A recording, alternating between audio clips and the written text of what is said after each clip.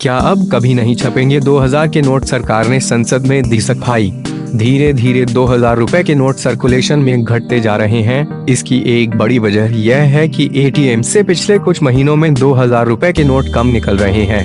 पिछले दिनों कई बार ऐसी खबरें आईं कि सरकार ने 2000 रुपए की करेंसी की छपाई पर रोक लगा दी है, जिस पर अब सरकार ने संसद में सफाई दी है।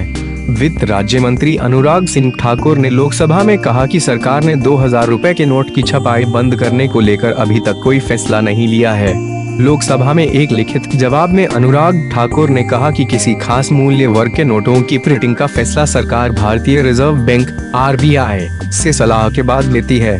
वित्त राज्य मंत्री ने बताया कि वित्त वर्ष 2019 से 20 और 2020 से 21 में 2000 के नोट की छपाई के लिए कोई मांग पत्र नहीं भेजा गया, लेकिन इसके बावजूद सरकार ने नोटों की छपाई को बंद करने को लेकर कोई फैसला नहीं किया है।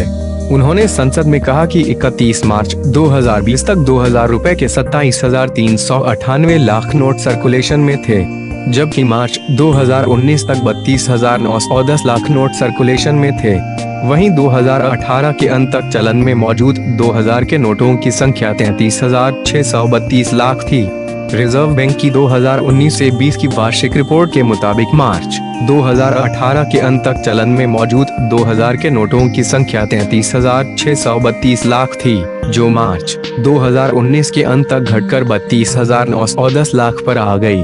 मार्च 2020 के अंत तक चलन में मौजूद 2000 के नोटों की संख्या और घटकर 27,398 लाख पर आ गई।